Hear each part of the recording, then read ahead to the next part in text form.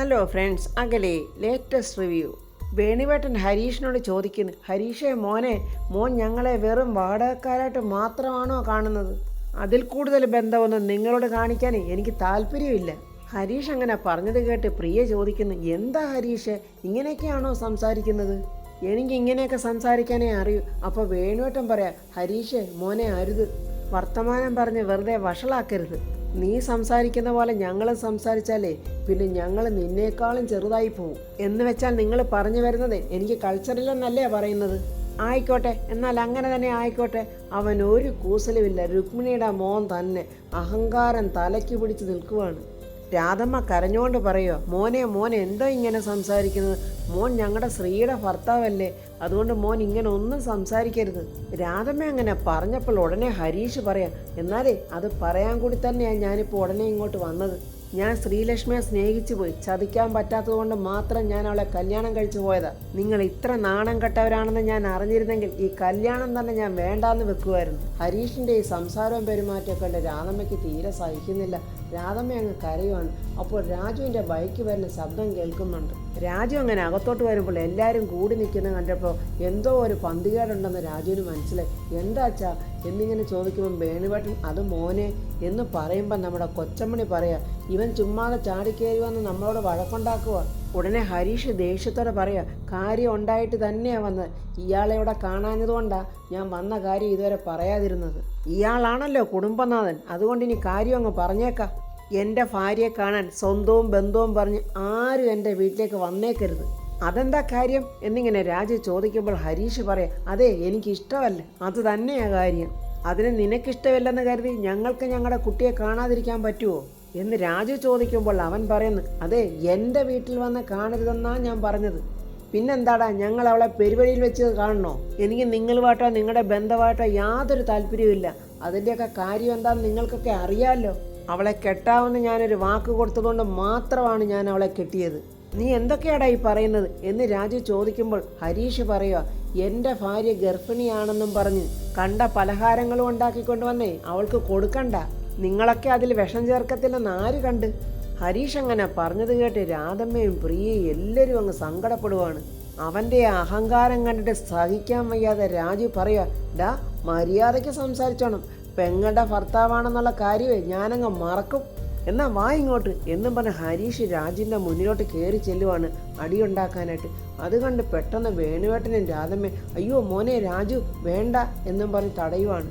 അവന് പറയാനുള്ളത് എന്താന്ന് വെച്ചാൽ പറഞ്ഞിട്ട് പോട്ടെ. രാധമ്മ ഇങ്ങനെ പറയുമ്പോൾ ഹരീഷ് വീണ്ടും പറയുക, പറയാനുള്ളതൊക്കെ ഞാൻ പറഞ്ഞു കഴിഞ്ഞ്.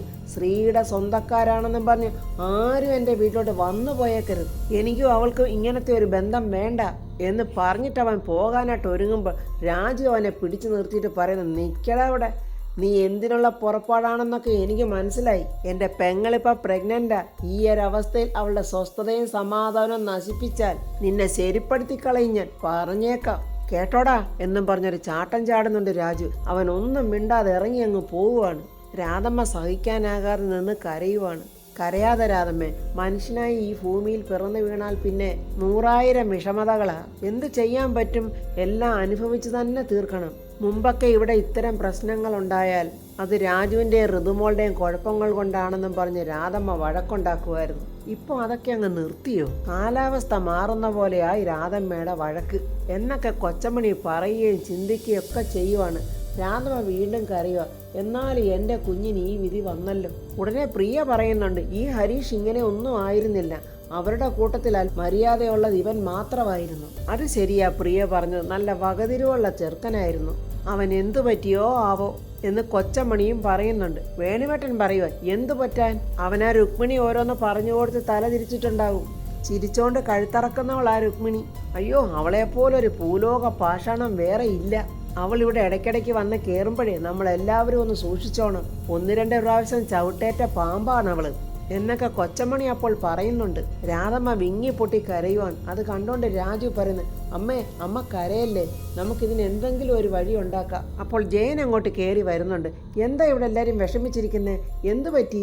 എന്താടി പ്രിയേ? ആ ഹരീഷ് ഇവിടെ ഒന്ന് വഴക്കിട്ടിട്ട് പോയി ജയേട്ടാ. അതെന്തിനാ? ശ്രീലക്ഷ്മിയെ കാണാൻ വേണ്ടി ഇവിടുന്ന് ആരും അങ്ങോട്ട് ചെല്ലണ്ടെന്ന്. അതെന്ത് മര്യാദകേടാവും കാണിച്ചത്? ഇപ്പം അവനും ഒരു തലവേദനയായല്ലോ. അങ്ങനെ രാധമ്മ കരഞ്ഞുകൊണ്ടിരിക്കുമ്പോൾ ശ്രീലക്ഷ്മിയുടെ ഫോണ് രാധമ്മയ്ക്ക് വരുന്നുണ്ട്. അയ്യോ ശ്രീമോള എന്നും പറഞ്ഞ് രാധമ്മ ആ ഫോൺ അറ്റൻഡ് ചെയ്യുവാണ്. അമ്മേ എന്നും പറഞ്ഞ് ശ്രീലക്ഷ്മി കരയുന്നുണ്ട്. അയ്യോ മോൾ എന്തിനാ കരയുന്നേ? അമ്മയും അച്ഛനും ഹൃദയയും കൂടെ വന്നപ്പോൾ ഹരീഷേട്ടൻ അവരോട് മോശമായിട്ട് പെരുമാറി. മോളെ അവൻ ഇവിടെയും വന്ന് ഇനി മോളെ കാണാൻ അങ്ങോട്ട് വന്നേക്കരുതെന്നും പറഞ്ഞ് ഞങ്ങളെ താക്കീത് ചെയ്തിട്ട് പോയി. ഹരീഷേട്ടൻ അവിടെയും വന്നോ എന്നിങ്ങനെ ശ്രീ അത്ഭുതത്തോടെ ചോദിക്കുമ്പോൾ ഹരീഷ് അങ്ങോട്ട് ഓടി വരുവാണ്. ചെന്നടി, ഞാൻ അവിടെയും ചെന്ന്. ഹരീഷ് അങ്ങനെ പറഞ്ഞത് കേട്ട് ശ്രീ പെട്ടെന്ന് ഫോൺ താത്തു പിടിക്കുവാണ്.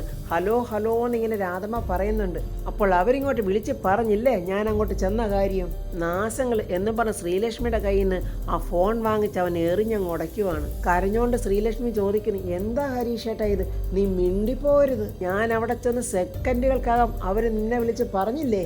അയ്യോ ഹരീഷേട്ടാ, അവിടുന്ന് എൻ്റെ അമ്മ വിളിച്ചതല്ല, ഞാൻ അങ്ങോട്ട് വിളിച്ചതാ. ദേഷ്യത്തോടെ കണ്ണു മുളപ്പിച്ചിട്ട് ഹരീഷ് പറയാ, വേണ്ട, അവരുമായിട്ട് ഇനി ഒരു ബന്ധവും നിനക്ക് വേണ്ട, എനിക്കും നിനക്കും നമ്മൾ മാത്രം മതി. രാധമ്മ ഹലോ ഹലോ എന്ന് പറഞ്ഞുകൊണ്ടിരിക്കുക. രാജു ചോദിക്കുന്നു, എന്താ അമ്മേ?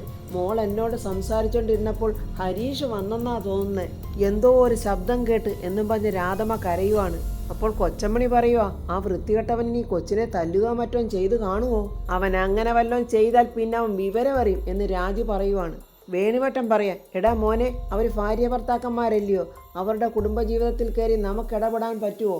ആ രുക്മിണി ചേച്ചി ഇതിൻ്റെ അണിയറയിലുണ്ടെന്നാണ് എനിക്ക് തോന്നുന്നത് എന്ന് ജയൻ പറയുവാണ്. ഹരീഷ് ദേഷ്യത്തോടെ ശ്രീലക്ഷ്മിയോട് പറയാ, ഞാനൊരു കാര്യം പറഞ്ഞേക്കാം, നമ്മൾ തമ്മിലുള്ള സ്നേഹം ഇതുപോലെ തുടരണമെങ്കിൽ അവരുമായിട്ട് ഇനി ഒരു സഹകരണവും പാടില്ല, ഇതെൻ്റെ തീരുമാനമാണ് എന്നും പറഞ്ഞ് ഹരീഷ് ദേഷ്യത്തോടെ അവിടെ നിന്ന് പോവുകയാണ്.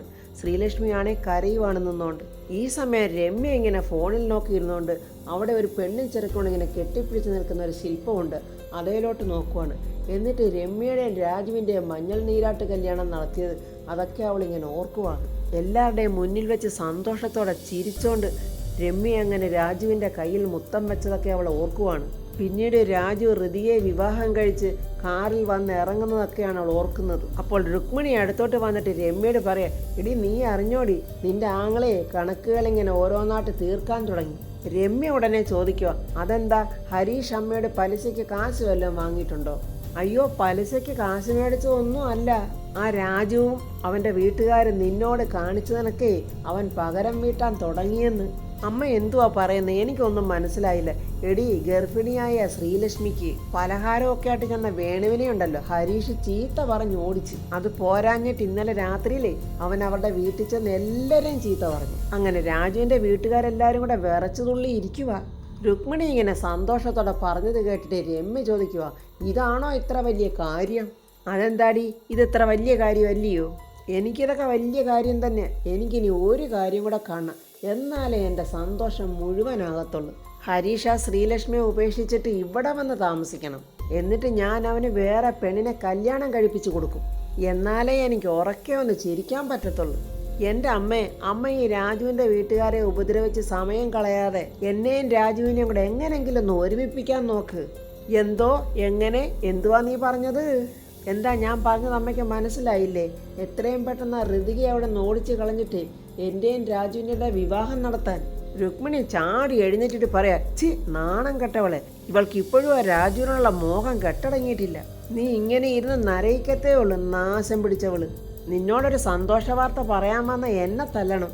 ഞാൻ നരയിക്കത്തതുമില്ല, നിരാശപ്പെടുത്തതുമില്ല. രാജുവേ എനിക്കുള്ളതാ. ഇത്തിരി വൈകിയാണെങ്കിലുവേ ഞാൻ രാജുവിനോടൊപ്പമേ ജീവിക്കൂ. നിങ്ങൾ വേണമെങ്കിൽ നോക്കിക്കോ എന്നും പറഞ്ഞ് രമ്യ ദേഷിച്ച് പറഞ്ഞുകൊണ്ട് അകത്തോട്ട് കയറി പോവുകയാണ്. എൻ്റെ ദൈവമേ, ഈ നാശം പിടിച്ചവൾ എന്നെ കൊന്നിട്ടേ പോവും എന്നിങ്ങനെ പ്രാകുവാണ് രുക്മിണി അവിടെ ഇരുന്നുകൊണ്ട്. ഇതിനും മാത്രം മഹാഭാവം ഞാൻ എന്ത് ചെയ്തെൻ്റെ ദൈവമേ എന്നൊക്കെ രുക്മിണി പറയുന്നുണ്ട്. ശ്രീലക്ഷ്മി ഓർത്ത് കരഞ്ഞുകൊണ്ടിരിക്കുന്ന രാധമ്മയുടെ അടുത്തോട്ട് ആരും കാണാതെ ഋതിക ചെന്നിട്ട് പറയുന്നു, എൻ്റെ രാധമ്മ കരയാതെ, രാധമ്മ ധൈര്യത്തോടിരിക്കും, അല്ലാതെ നമുക്ക് എന്ത് ചെയ്യാൻ പറ്റും? ഓരോരുത്തർക്കും ഓരോ സ്വഭാവമല്ലേ. ഹരീഷിൻ്റെ സ്വഭാവം എല്ലാം തെറ്റിദ്ധാരണകളാ. ഏതായാലും ഹരീഷിന് ശ്രീയോട് ഇഷ്ടക്കുറവൊന്നും ഇല്ലല്ലോ, അത് തന്നെ മഹാഭാഗ്യം. അപ്പോഴക്കാര്യം ഓർത്ത് നമുക്ക് സമാധാനപ്പെടാം. ഞാൻ കഴിഞ്ഞ ദിവസം പറഞ്ഞതുപോലെ പറയുക രാധമ്മ, ഇതിനും നല്ല ഒരു സൊല്യൂഷൻ ഉണ്ടാകും. രാധമ്മ ഇതെല്ലാം മനസ്സിൽ നിന്നെടുത്ത് കളഞ്ഞിട്ടൊന്ന് ഉറങ്ങാൻ നോക്ക്. എനിക്ക് സഹിക്കാൻ പറ്റുന്നില്ല മോളെ. സഹിക്കാതെ വേറെ വഴിയില്ലല്ലോ രാധമ്മ. എല്ലാം ദൈവത്തോട് പറഞ്ഞ് പ്രാർത്ഥിക്കാം. രാധമ്മ കരഞ്ഞോണ്ട് പറയുക, രാജു കാത്തിരിപ്പുണ്ടാവും, മോൾ അങ്ങോട്ട് ചെല്ല്. അങ്ങനെ ഋതിക അവിടെ നിന്ന് പോകുന്നുണ്ട്. ഋതിക രാജുവിൻ്റെ അടുത്ത് വന്ന് പറയുന്നു, രാധമ്മ വല്ലാത്ത സങ്കടത്തിലാ. പിന്നെ അമ്മയ്ക്ക് സങ്കടം ഉണ്ടാകാതിരിക്കുമോ മാഡം? ഞങ്ങളുടെ ഈ 3 പേരിൽ ആർക്കെങ്കിലും വിഷമം ഉണ്ടായാലും അമ്മയ്ക്ക് വേദനിക്കും. പിന്നെ ശ്രീലക്ഷ്മി അമ്മയുടെ ഇളയ മകളല്ലേ. ഇവിടെ ഉണ്ടായ ഈ പ്രശ്നങ്ങൾക്കെല്ലാം കാരണക്കാരിയായ രുക്മിണി ആൻറ്റിയാ. അതിന് മാഡം അവർ പോയിസൺ ആണെന്ന് ആർക്കാ അറിയാൻ പാടില്ലാത്തത്? ആ രവിപ്പിള്ള അങ്കിള് ഇവരുടെ അത്രയും ദുഷ്ടനല്ലായിരുന്നു. അയാളെ എന്നിട്ട് ഓടിച്ചും വിട്ട്. ആ അമ്മയുടെ മകനല്ലേ ഈ ഹരീഷ്. അവരുടെ സ്വഭാവം കുറച്ചെങ്കിലും അവന് കിട്ടാതിരിക്കത്തില്ലല്ലോ. അപ്പോൾ ഋതിക സങ്കടത്തോടെ പറയുക, ഞാൻ രാജുവിനെ കല്യാണം കഴിച്ചതാണല്ലോ ഈ പ്രശ്നത്തിനെല്ലാം അപ്പോൾ കാരണം. പണം പലിശയ്ക്ക് കൊടുത്ത് കാശുണ്ടാക്കുന്നവരല്ലേ, അല്ലെങ്കിൽ ഇവരെ ഒന്നും വിശ്വസിക്കാൻ കൊള്ളില്ല മാഡം. ഇവരുടെയൊക്കെ മനസ്സ് എങ്ങനെ ഇരിക്കുമെന്ന് നമുക്ക് ഊഹിക്കാവുന്നതേ ഉള്ളൂ. രാജു, ഹരീഷിനി നമ്മുടെ കുടുംബത്തോടുണ്ടായ എല്ലാ അകൽച്ചയും ഞാൻ മാറ്റും. അതെൻ്റെ ഒരു വാശിയ എന്നിങ്ങനെ ഋതിക പറയുവാണ്. മാഡം, പിന്നെ ഇന്നൊരു സന്തോഷ വാർത്തയുണ്ടായി. അതെന്താ രാജു? ഞാനും ധർമ്മസാറും കൂടെ ഒത്തിരി നാളുകൾക്ക് ശേഷം ഹൃദയം തുറന്ന് സംസാരിച്ചു. പ്രതാപൻ കാറിൽ വെച്ച് പറഞ്ഞതെല്ലാം രാജു അങ്ങനെ ഋതികയോട് പറയുവാണ്. അപ്പോഴച്ഛൻ ഇത്രയും മാത്രമേ സംസാരിച്ചുള്ളൂ എന്ന് ഋതിക ചിരിച്ചോണ്ട് ചോദിക്കുവാണ്. ഒരു താലി കെട്ടിയെന്നല്ലാതെ നമ്മൾ തമ്മിൽ ഒരു മാരേജ് ലൈഫ് ഇല്ലെന്ന് രാജു അച്ഛനോട് പറഞ്ഞോ എന്നിങ്ങനെ ഋതിക ചോദിക്കുവാണ്. അതൊന്നും ഞാൻ പറഞ്ഞില്ല. അപ്പം ഋതിക മനസ്സിൽ പറയാം, ഓ, ഒരു പ്രതീക്ഷയും ഇല്ല. ഇനി നമ്മുടെ ജീവിതം എങ്ങനെ മുന്നോട്ട് പോകുമെന്ന്. ഈ വീട്ടിലാണെങ്കിൽ പ്രശ്നങ്ങളോടെ പ്രശ്നങ്ങളാണ്. ഋതിക ഇങ്ങനെ ചിന്തിച്ചുകൊണ്ടിരിക്കുമ്പോൾ രാജു ചോദിക്കുന്നു, അല്ല മേഡം എന്തോ ആലോചിക്കുന്നേ? ഏയ് ഒന്നുമില്ല രാജു. എന്നിട്ട് പതിവ് പോലെ രാജു ബെഡ്ഷീറ്റ് വിരിച്ച് താഴെ കിടക്കുന്നു. ഋതിക കട്ടിലേലും കിടക്കുന്നുണ്ട്. അങ്ങനെ അവർ രണ്ടുപേരും ഓരോ കാര്യങ്ങളിങ്ങനെ ആലോചിക്കുവാണ്. രാജു ചിന്തിക്കുക, ഋതിക മേഡത്തെ എനിക്ക് ജീവനാ. പക്ഷേ അങ്ങനെ ആലോചിച്ച് കിടന്നവർ രണ്ടുപേരും അങ്ങ് ഉറങ്ങുവാണ്. ജയനാണെ രാവിലെ കുളിച്ച് കുറിയൊക്കെ തൊട്ട് ജോലി അന്വേഷിച്ചിങ്ങനെ വന്നിരിക്കുക. എന്നിട്ടൊരു കുറ്റിപ്പുറത്ത് ഇങ്ങനെ ഇരുന്നുകൊണ്ട് പറയുക, എവിടെ ചെന്ന് ഞാനൊരു ജോലി ചോദിക്കും? ഓ, കൂലി ജോലി ചെയ്യാനൊന്നും എന്നെ കൊണ്ട് വയ്യ. പണ്ടേ വല്ല സർക്കാർ ജോലിയും തപ്പിപ്പിടിച്ചെടുക്കേണ്ടതായിരുന്നു. അതാണെങ്കിൽ പറ്റിയതുമില്ല. അപ്പോൾ കീരി രമേശൻ അങ്ങോട്ട് വന്നിട്ട് ചോദിക്കുന്നു, എന്താടാ ജയ വായി നോക്കി ഇങ്ങനെ ഇരിക്കുന്നത്? അല്ലടാ ജയ, നീ ഇന്ന് പണിക്കൊന്നും പോകുന്നില്ലേ? എനിക്ക് കൂലിപ്പണിയൊന്നും അത്രയ്ക്ക് വശമില്ലടാളിയാ. ഈ വിയർക്കുന്നതൊക്കെ എനിക്ക് വല്ലാത്ത ഇറിറ്റേഷനാ. എന്നാലേ എടാ ജയ, ഇതിനാ വിയർപ്പിൻ്റെ അസുഖം എന്ന് പറയുന്നത്. എടാ കിരി, എളുപ്പത്തിൽ പണം സമ്പാദിക്കാനുള്ള എന്തെങ്കിലും വഴിയുണ്ടോടാ? അപ്പോൾ അയാൾ പറയുക ജയനോട്, എടാ എളുപ്പത്തിൽ കാശുണ്ടാക്കാനാണെങ്കിൽ നീ ചെന്ന് ബാങ്ക് കൊള്ളയടിച്ചാൽ മതിയടാ. വല്ല നടപ്പുള്ള കാര്യമല്ല ഉണ്ടെങ്കിൽ പറയളിയ. അപ്പോൾ അയാളിങ്ങനെ മനസ്സിൽ വിചാരിക്കുന്നു, ഇവനിട്ടൊരു വേല വെക്കണമല്ലോ. എടാ ഗിരി, കാശുണ്ടാക്കാനൊരു വഴി പറഞ്ഞതാടാ. എന്നാലേ നിനക്ക് കാശുണ്ടാക്കാൻ ഞാനൊരു വഴി പറഞ്ഞു തരാം. ഈ റോഡിൽ കൂടെ വരുന്ന മുന്തിയ ഏതെങ്കിലും മുതലാളിമാരുടെ കാറുണ്ടല്ലോ, അവരുടെ മുന്നിലോട്ട് നീ എടുത്തങ്ങ് ചാടിയേക്കണം. അവരെപ്പോൾ എന്തെങ്കിലും സിമ്പതി തോന്നി നിനക്ക് കാശ് തരും. ആ പൊട്ടൻ ജയന് മനസ്സിലായില്ല ഇവൻ പറ്റിക്കുവാണ്. അവൻ പെട്ടെന്ന് വളരെ സന്തോഷത്തോടെ, കീരിയല്ലടാ നീ മുതലയാടാ, നല്ല ഐഡിയ ആടാ എന്നൊക്കെ പറഞ്ഞ് ജയൻ അങ്ങ് സന്തോഷിക്കുവാണ്. എൻ്റെ ചക്കരേ എന്നും പറഞ്ഞ് റോഡിലോട്ട് ഇറങ്ങി നോക്കുവാണ് ഓരോ കാറിന്. ഓ, ആ വണ്ടി വേണ്ട, വേറെ വണ്ടി നോക്കാം എന്നും പറഞ്ഞിങ്ങനെ ജയൻ വണ്ടി നോക്കി നിൽക്കുവാണ്. രാധമ്മ വീണ്ടും ഇരുന്ന് കരയുവാണ് ശ്രീലക്ഷ്മിയുടെ കാര്യം ഓർത്ത്. ഋതിക അടുത്തോട്ട് വന്നിട്ട് പറയുന്നത്, കരയാതെ രാധമ്മ, എന്നാലും മോളെ ഹരീഷ് ഇങ്ങനെ മാറിപ്പോയല്ലോ. എല്ലാ കാര്യത്തിനും സമാധാനവും സന്തോഷം വേണ്ട ഈ സമയത്ത് എൻ്റെ കുഞ്ഞിന് കരയാനാണല്ലോ മോളെ പറ്റുന്നത് എന്നും പറഞ്ഞ് രാധമ്മ കരയുവാണ്. രാധമ്മ, ഹരീഷിന് ശ്രീയെ വലിയ ഇഷ്ടമാണ്. അവർ തമ്മിൽ യാതൊരു അഭിപ്രായ വ്യത്യാസവും കാണത്തില്ല. അങ്ങനെ രാധമ്മ ഋതിയെ സംസാരിച്ചുകൊണ്ട് നിൽക്കുമ്പോൾ പ്രിയ അങ്ങോട്ട് വരുന്നുണ്ട്. പ്രിയയ്ക്ക് എന്തോ സംശയം തോന്നുന്നുണ്ട്. ഇവർ തങ്ങളിൽ വഴക്കാണെന്ന് പറഞ്ഞിട്ട് വഴക്കല്ലല്ലോ എന്നൊരു സംശയത്തിലാണ് പ്രിയ. അപ്പോൾ ഫ്രണ്ട്സ്, ഹരീഷ് എന്തിനാണ് ഇങ്ങനെയൊക്കെ പെരുമാറുന്നത്? ഒരു പക്ഷേ എന്തെങ്കിലും നല്ല ഉദ്ദേശം വെച്ചിട്ടാണോ? എന്തായാലും അതും നമ്മുടെ ഋതിയെ കണ്ടുപിടിച്ച് അതെല്ലാം സോൾവ് ചെയ്യുകയും ചെയ്യും. അങ്ങനെയുള്ള റിവ്യൂമായി നമുക്ക് നാളെ കാണാം. എൻ്റെ ഈ റിവ്യൂ ഇഷ്ടപ്പെട്ട ലൈക്കും കമൻസും, സബ്സ്ക്രൈബ് ചെയ്യാത്തവർ സബ്സ്ക്രൈബ് ചെയ്യണേ.